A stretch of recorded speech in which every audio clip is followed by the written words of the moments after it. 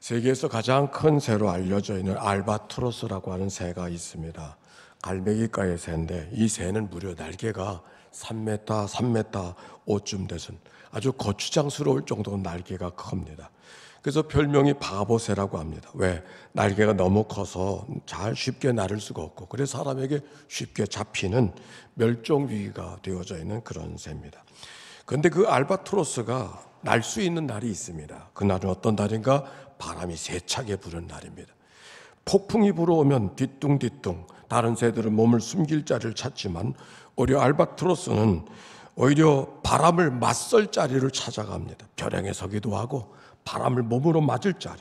그래서 바람에 맞서서 날개를 펴면 그 무거운 새가 창공을 날아오르게 되어집니다. 한 번 날아오르기만 하면 쉬지도 않고 하늘에 떠서 며칠, 하루, 이틀, 3일, 4일, 6일째까지 잠도 자지 않여 그렇게 날아오르는 새.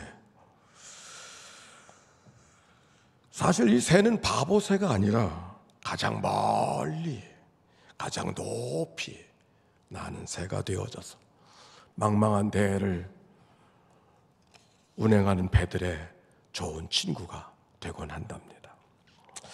우리는 지난 주간부터 우리 교회는 그동안 우리를 힘들게 하던 코로나를 넘어가기로 작정하고 예배를 시작했습니다.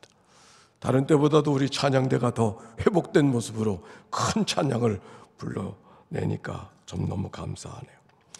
코로나를 극복하기는커녕 여전히 확진자들이 우리의 생각과 주변을 긴장하게 하지만, 그러나 그 가운데서도 모두 함께 모여 회복된 모습으로 하나님께 찬송하고 감사하며 살아가는 모습이 얼마나 귀한지.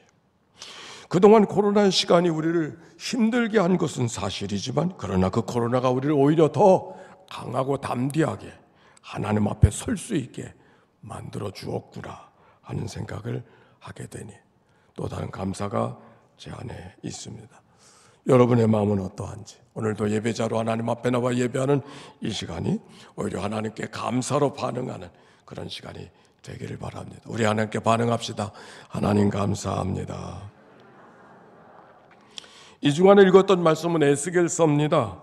바벨론 포로로 살던 그들이 하나님이 부르셔서 포로로 살아가던 그들에게 에스겔을 부르시고 새로운 소망의 메시지를 주던 사람이 바로 선지자 에스겔입니다. 하나님 앞에 제대로 살지 못해 지금은 남의 나라 포로 신세가 되어졌지만, 그러나 언젠가는 고향으로 돌아갈 수 있을 것이라는 희망을 그들이 잃어버리지 않았습니다. 그런데 그들에게 또 다른 소식이, 예루살렘부터 소식이 전해졌는데 어떤 소식이 전해졌는가? 언젠가는 돌아갈 수 있을 거라고 생각하는 그 예루살렘이 함락됐다는 겁니다. 에스겔서 33장 21절과 22절의 말씀. 그래서 성이 함락되어졌다. 아니 이게 무슨 소식인가? 나라가 멸망했으면 우리를 맞이해 줄 왕도 없어진 것이 아닌가? 아니 하나님께 예배드리고 제사드리던 성전도 무너졌을 터이되 이제 우리는 누구를 의지하며 살아야 된다는 말인가? 고향에 돌아갈 수 있을 거라는 꿈이 산산이 쪼악나는 것 같은 그런 생각이 바로 바벨론의 포로 살아가는 그들에게 주어졌던 이야기입니다. 시편 137편에 있던 말씀, 우리가 바벨론의 여러 강변 거기에 앉아서 시온을 기억하며 울었다고 하는 표현이 말씀이 기록되어져 있는데, 오늘 저들의 삶이 바로 그런 것이 아닙니까? 모든 소망이 다 끊어진 것 같은 그들의 삶의 모습. 바로 그 가운데 하나님은 에스겔을 불러내시고 그 에스겔을 사로잡아 환상 가운데 인도해 주시는 이야기가 오늘 읽혀진 성경의 말씀입니다. 에스겔서 37장 1절과 2절의 말씀, 우리 같이 펴서 말씀을 읽어봅시다. 시작. 여호와께서 권능으로 내게 임재하시고 그의 영으로 나를 데리고 가서 골짜기 가운데 두셨는데 거기 뼈가 가득하더라. 나는 그 뼈를 사방으로 지나가게 하시기로 본즉 그 골짜기 지면에 뼈가 심이 많고 아주 말랐더라. 하나님이 에스겔을 사로잡아 사방으로 인도해 주시는데 사방으로 뼈만 가득한 골짜기로 인도해 주셨다고 했습니다. 그 골짜기는 뼈가 마른 뼈들만 가득한데 여기 말랐다는 야벳이라고 하는 말은 죽음의 상태가 오래되어져서 더 이상 살 수 있는 기회가 없어진, 생명의 기운을 전혀 찾아볼 수 없는 그런 뼈들을 지금 지칭해서 설명하고 있는 거예요. 그런데 하나님이 그에게, 에스겔에게 이렇게 묻고 계셨습니다. 이 뼈들이 능히 살겠느냐? 이 뼈들이 능히 살겠느냐? 마른 뼈라고 했는데 말라버린 그 뼈들이 어떻게 살겠어요? 물어볼 것도 없는 질문 아니에요. 그런데 에스겔이 이렇게 대답했습니다. 주 여호와여, 주께서 아시나이다. 한번 해봅시다. 시작. 주 여호와여, 주께서 아시나이다. 여러분, 이 주께서 아신다는 말이 무슨 말일까요? 살아날 수 있다는 말이에요? 살아날 수 없다는 말이에요? 아니면 할 말이 대답하기가 좀 묘해서 대답을 회피하는 그런 말입니까? 시험 보다가 신학생이 공부는 안 하고 철학 기도만 하다가 시험지 봤는데 아무것도 알 수가 없어가지고서 머리를 굴리다가 달랑 한 문장 써놨다 그러잖아요. 하나님은 다 아십니다. 채점하던 선생님이 그랬대요. 그래, 하나님은 다 아시니까 하나님은 100점이고 너는 모르니까 넌 빵점이다. 에스겔의 대답이 지금 그런 겁니까? 주께서 아시나이다. 오늘 이 말씀 간단한 얘기지만 이 말씀을 뜯어보니까 그런 말씀이 아니에요. 여기 주 여호와여, 주께서 아시나이다. 에멜 에도나이 에호바 야데. 여기서 보통 사람이 쓸 수 없는, 쓰지 못하는 말이 들어갔어요. 에호바. 에멜 에도나이 에호바 야데. 에도나이, 하나님이라는 말을 하나님이라고 쓸 수 없어서 주라고 표현하는 그 에도나는 일반적으로 쓰는 말이지만 자존하신 하나님의 이름을 직접 거명하는 것은 쉬운 일이 아니에요. 여호와, 에도나이 야데, 주가 아십니다. 이렇게 말하지 않고 주 여호와, 당신이 아십니다. 이거는 피하는 질문이 아니에요. 할 수 그냥 지나치는 이야기가 아닙니다. 이 뼈들이 살아날 수 없는 것이 내 생각엔 안 됩니다. 틀립니다. 절대로 있을 수 없습니다. 그러나 주님의 세상 아닙니까? 여호와의 세상이 아닙니까? 당신의 세상이 아닙니까? 무슨 상황인지는 파악할 수 없지만 하나님이 하시고자 하시면 이 마른 뼈도 당신은 하실 수 있습니다. 에도나이 에호바 야데. 주께서 아십니다. 당신 아시죠? 이 말이 아니에요. 피하는 말이 아니에요. 내 생각은 분명히 가능하지 않습니다. 어찌 마른 뼈가 살아날 수 있겠습니까? 그러나 에호바 야데, 당신이 하시면 하십니다.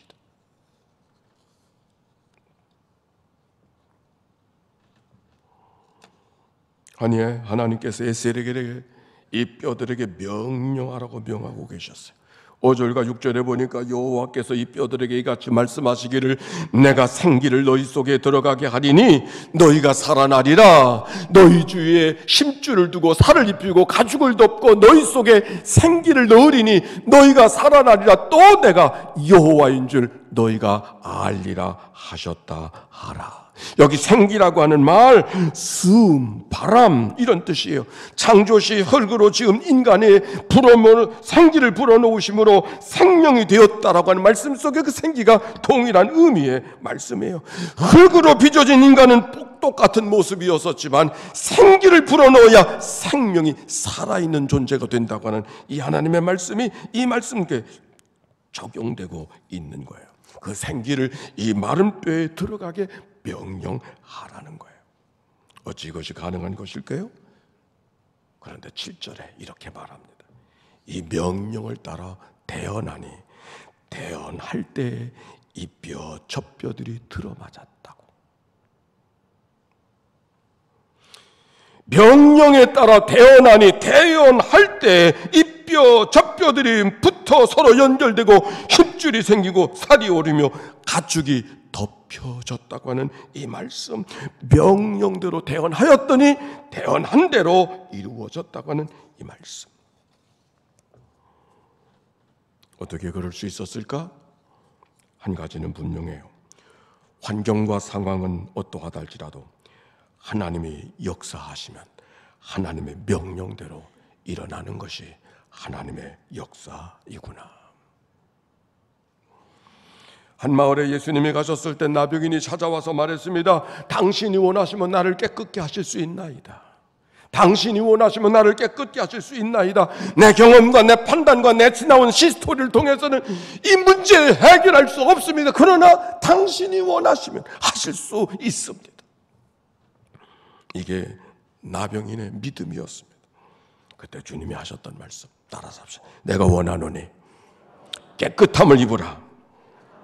내가 원하노니 깨끗함을 입으라. 내 생각과 내 판단과 내 생각은 안 되는 게 맞습니다. 그러나 당신이 원하시면 이 뼈들이 능히 살 수 있겠느냐? 내 경험으로 안 되는 것이 맞습니다. 그러나 에도나이 에호바 야데 당신의 세상 아닙니까?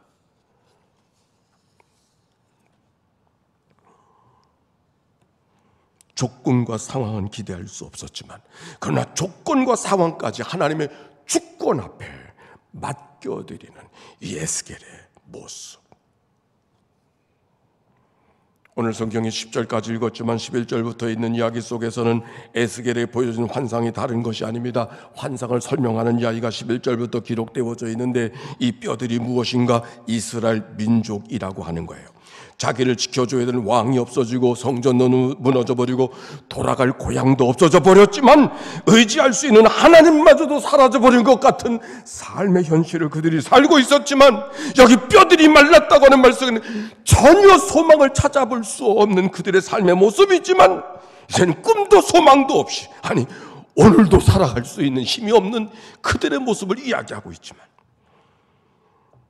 그러나 그들에게 하나님이 하시면 너희를 다시 일으켜줄 것이고 고구로 돌아가게 하실 것이요 너희로 큰 군대가 되게 하시겠다는 하나님의 약속의 말씀, 오늘 성경에 있는 말이죠. 이 말씀을 기억하다 보니 The North Face라고 하는 북벽이라는 말이 생각이 났습니다. 이게 스포츠 의류의 상품이에요. 스포츠 트레인 가운데 보면 The North Face, 뭐 겨울에 입는 잠바에도 North Face가 많이 있지 않습니까? 널스 페이스는 상표 이름이지만 상표 이름에 유래가 있습니다. 저 스위스에 가면 알프스산맥을 올라가는 여러 포인트 가운데 융플라우라고 하는 포인트가 있는데 그 융플라우에 올라가는 한 벽이 바로 그 북벽을 말하고 있습니다. 아이거라고 하는 북벽인데 보통 남쪽 벽은 태양이 보이고 태양을 맞이할 수 있으니까 눈이 쉽게 녹고 따뜻하집니다. 그러나 북벽은 눈이 녹질 않아요. 늘 비가 오고 눈길이 날려서 얼었던 눈이 녹질 않는 거예요. 그것은 등산하기가 어렵고 올라타고 넘어가기가 어려운 것이에요.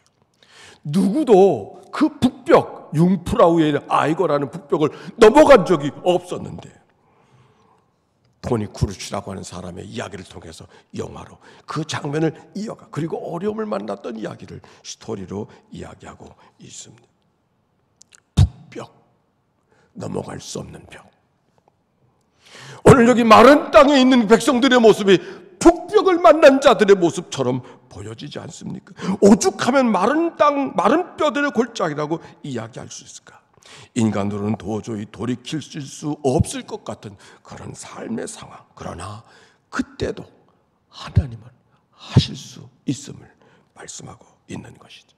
그때라도 하나님은 하시면 하실 수 있습니다. 하나님의 주권을 어떤 경우도 잊어버리지 않고 살아가는 삶의 모습. 오늘 여러분의 살아가는 삶의 모습은 어떤가요? 북벽을 만난 분이 계시나요? 인간으로 도저히 넘어갈 것 같지 않은 북벽을 만난 분이 계시나요? 그러나 에도나이 에호바 야데 주님 여호와 당신의 세상 아닙니까? 하나님이 하시면 하실 수 있으십니다. 이 믿음이 여러분의 믿음의 고백이 되시기를 바랍니다. 근데 오늘 말씀 속에 또 한 고비가 있어요. 37장 8절에 보니까 내가 또 보니 그 뼈에 힘줄이 생기고 살아오르며 그 위에 가죽이 덮이나 그 속에 생기는 없더라. 뼈들이 연결되고 힘줄이 생기고 살이 오르고 가죽이 덮어 사람의 모양은 되었으나 생기가 없다고 하는 이 말씀이 무엇을 의미하고 있을까요? 그래서 에스겔이 다시 명령합니다. 9절에 보니까 생기에게 태어나 이르기를 주 여호와께서 이와 같이 말씀하시기를 같이 저를 따라서 합시다. 생기야, 사방에서부터 와서 이 죽음을 당한 자에게 불어서 살아나게 하라. 살아나게 하라. 살아나게 하라.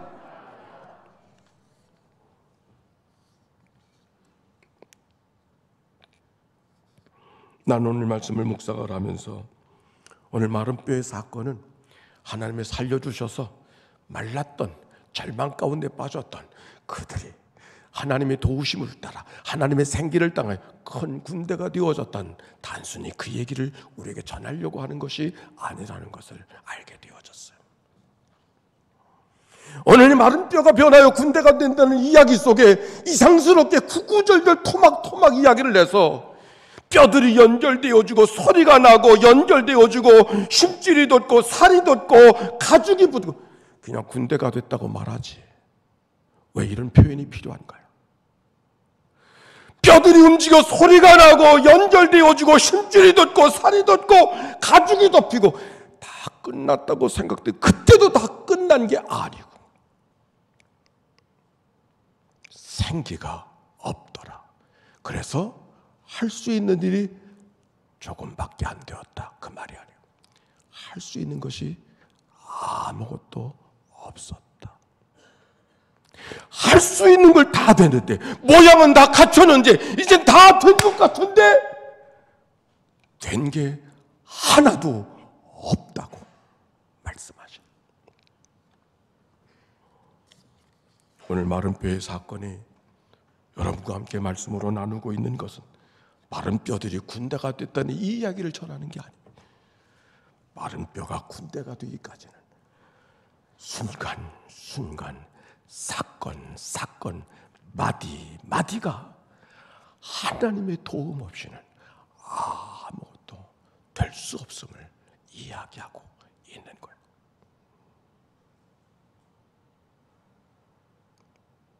뼈들이 움직여 연결되어지고 힘줄이 돋아나고 살이 돋고 가죽이 되어졌으면 얼추 다 된 거 아니에요?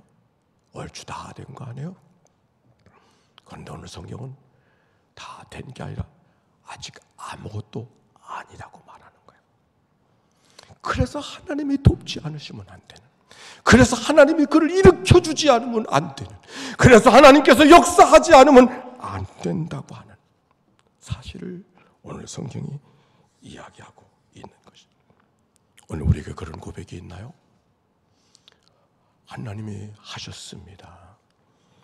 하나님이 이루셨습니다. 하나님이 인도해 주셨습니다. 라고 하는 그 믿음의 고백 속에, 그래서 하나님은 이제 아니하셔도 됩니다. 하나님은 뒷짐지셔도 됩니다. 하나님은 가만히 계셔도 됩니다. 그 말이라면 그건 바른 고백이 아닌 것이죠. 하나님이 하셨기에 지금도 하나님이 하셔야만 됩니다. 당신에게 다 온전하게 달려 있습니다.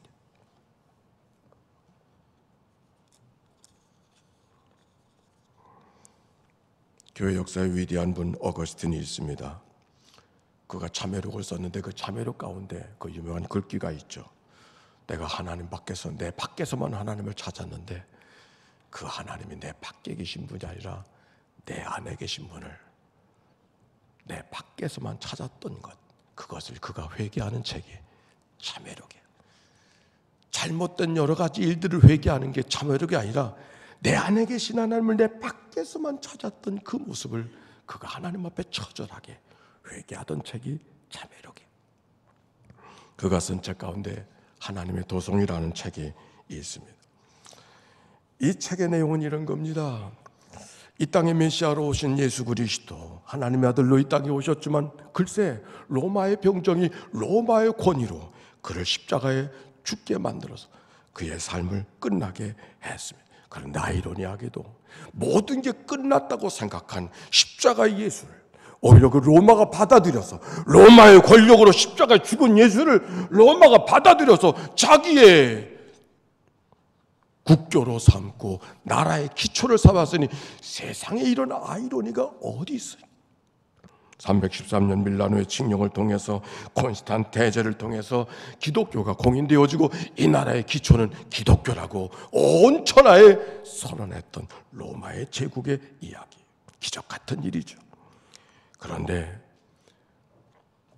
또 다른 이해할 수 없는 사건이 생겼습니다.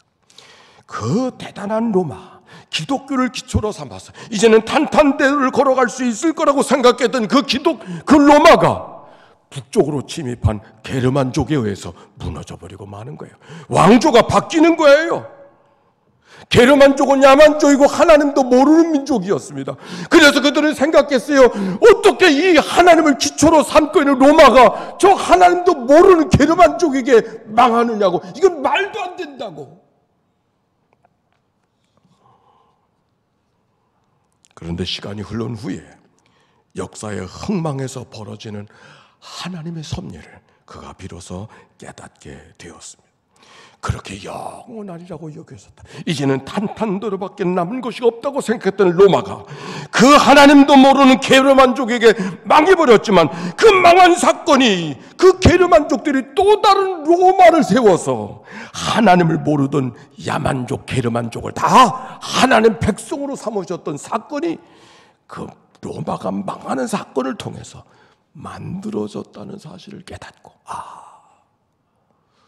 하나님의 역사는 인간의 생각으로 판단할 수 없는 것이구나. 인간의 흥망성쇠는 부침이 있지만 그 부침을 뚫고 가시는 하나님의 거룩한 역사가 그 속에 숨겨져 있구나 하는 것을 깨닫고 쓴 책이 하나님의 도성이라고 하는 책이었습니다. 모든 게 무너지는 것 같아도 그 흥망의 역사 속을 뚫고 가시는 하나님의 또 다른 감추인 역사, 이 지금 나라가 망해서 다른 나라의 포로가 되어지고 한 많은 인생을 살고 있지만 그들의 삶을 뚫고 가시는 하나님의 거룩한 역사가 그들 가운데 있음을 오늘 에스겔을 통하여서 우리에게 이야기해 주고 있는 것이죠. 오늘 뼈들이 연결되어 모양은 있으나 생기가 없어 아무것도 할 수 없다고 하는 말씀을 묵상하며, 하나님 없이는 마른 뼈 같은 인생, 모양은 다 갖추어도 하나님의 도움 없이는, 하나님의 숨 없이는 아무것도 아니라는 이 말씀. 그런데 그 생명의 역사, 마른 뼈들이 변하여 군대가 되는 그 생명의 역사가 어디에서 시작되는가? 그가 마른 뼈 속에 갇혀 있음을 확인하는 시간부터였어요. 마른 뼈인 것을 인정하는 시간, 바로 거기에 하나님의 역사가 시작되었던 것입니다. 오히려 생기가 없음을 인정하는 바로 시간, 사방으로부터 생기의 바람이 불어서 오히려 그들을 군대로 만드시는 역사가 오늘 성경의 이야기인 것을 생각해 보면, 오늘 성경이 우리에게 무엇을 이야기해 주려고 말씀하고 있는가? 우리는 시편 속의 다윗의 기도를 기억합니다. 여호와여, 나의 종말과 연한이 언제까지인지 알게 하사, 여호와여, 나의 종말과 연한이 언제까지인지 알게 하사. 따라서 합시다. 내가 나의 연약함을 알게 하소서. 다윗의 기도예요. 내가 위대한 사람이 되게 하시옵소서. 내가 남다른 일을 하게 하시옵소서. 내 자리가 특별하게 하시옵소서. 그렇게 기도하지 않고 내 연약함을 제대로 알게 하게 하시옵소서. 왜 그렇게 기도했을까? 내 연약함을 고백하는 자야. 내 연약함을 고백하는 자리가 비로소 하나님이 하나님 되심을 경험할 수 있는 자리이기에 내 연약함을 알게 하시옵소서. 내가 마른 뼈임을 알게 하시옵소서. 생기 없음을 알게 하시옵소서.